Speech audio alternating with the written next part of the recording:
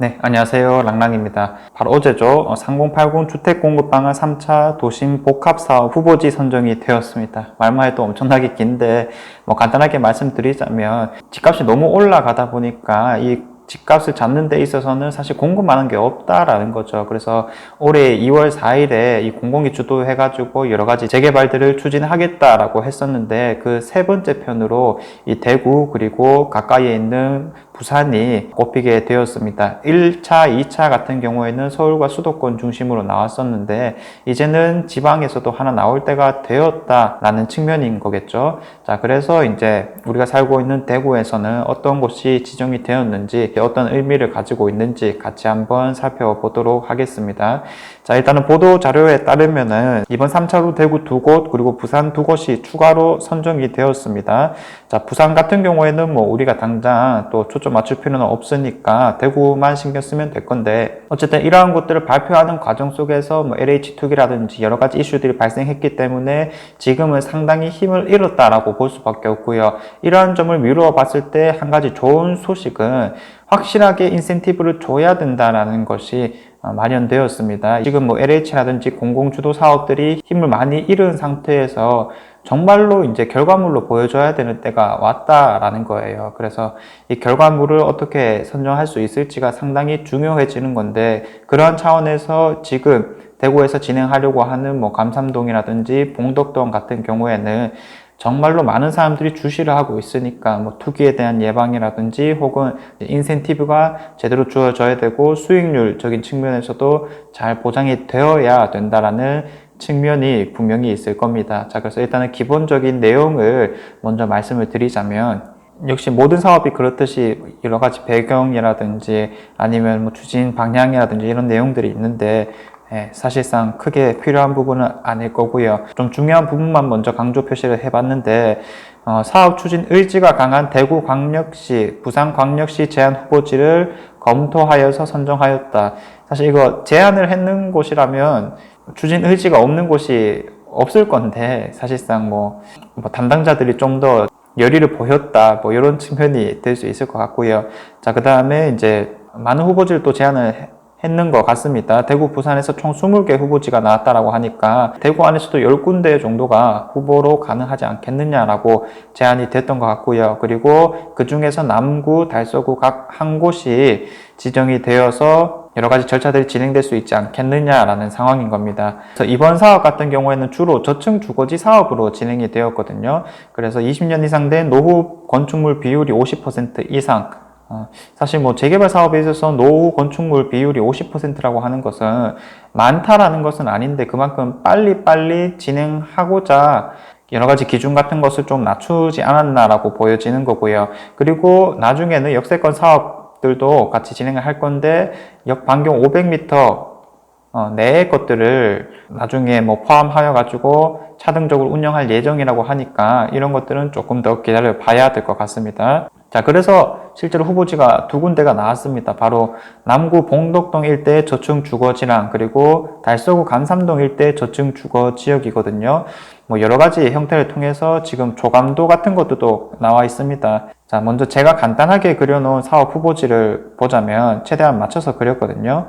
자, 먼저 봉덕동 일대입니다. 역으로 치자면은 영대병원역과 그리고 교대역 사이에 있는 곳이고요.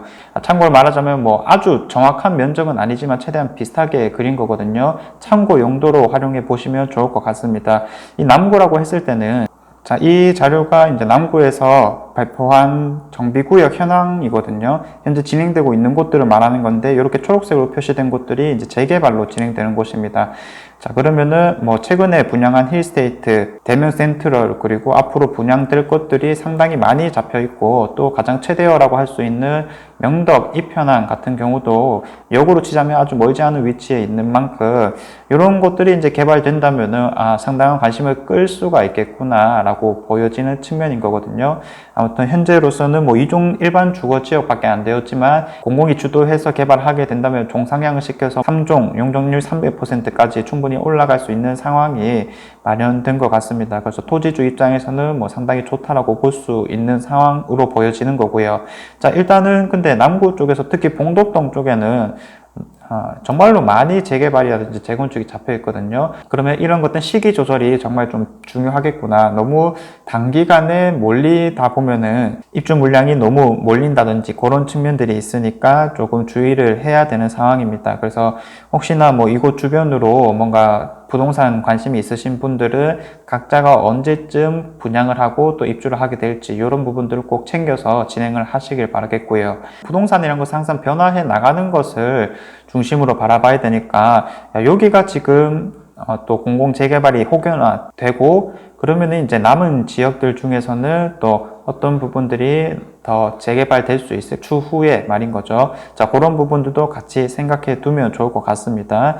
자, 그 다음에 이제 감삼역 일대인데, 여기도 이제 최대한 비슷하게 그려보았습니다. 면적은 15만 제곱미터였는데 살짝 오버된 걸로 봐서 뭔가 조금 더 추가해 놓은 것 같긴 한데, 지도상으로 봤을 땐 거의 비슷하게 그렸거든요. 아무튼 이슈가 상당히 많이 되고 있는 지역이죠. 대구 신청사가 바로 이전해 오는 곳이기도 하고요.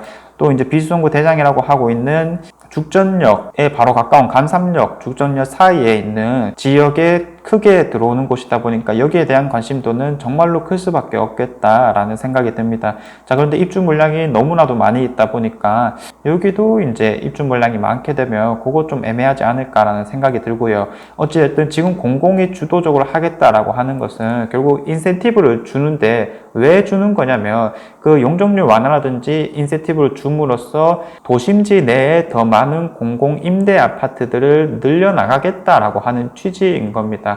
뭐 이런 것이 된다면 사실상 가장 호재라고 볼 수 있는 것은 첫 번째로 감삼역 두류역 일대라고 볼 수가 있고요.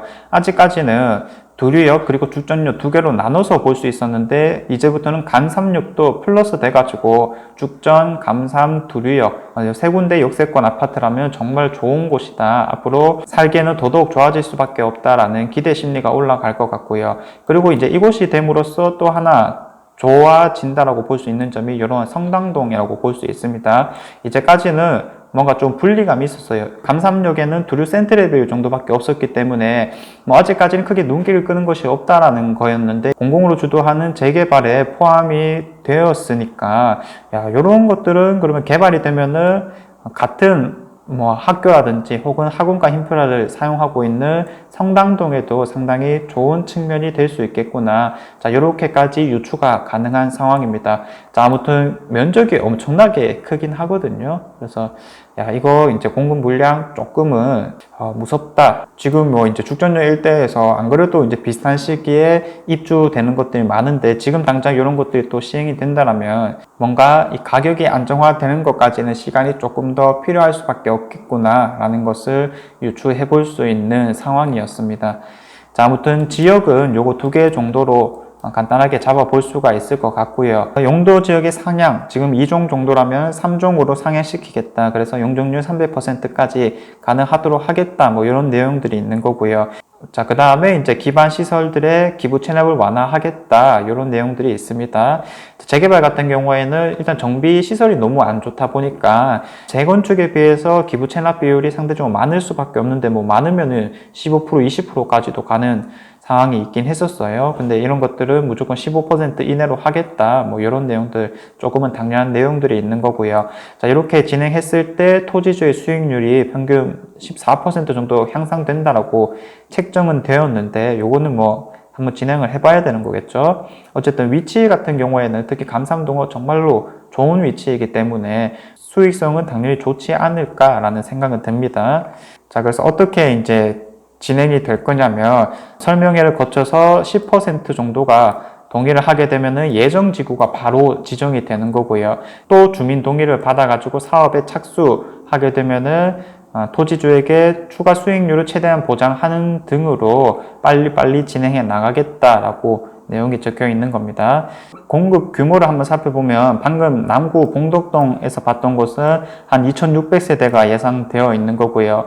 달서구 감삼동에서 예정되어 있는 것은 4100세대가 예정되어 있습니다. 이것만 해도 뭐 거의 6700세대 정도 잡혀 있는 것이기 때문에 이거 엄청나게 많구나 라는 것을 알 수가 있는 측면인 거죠.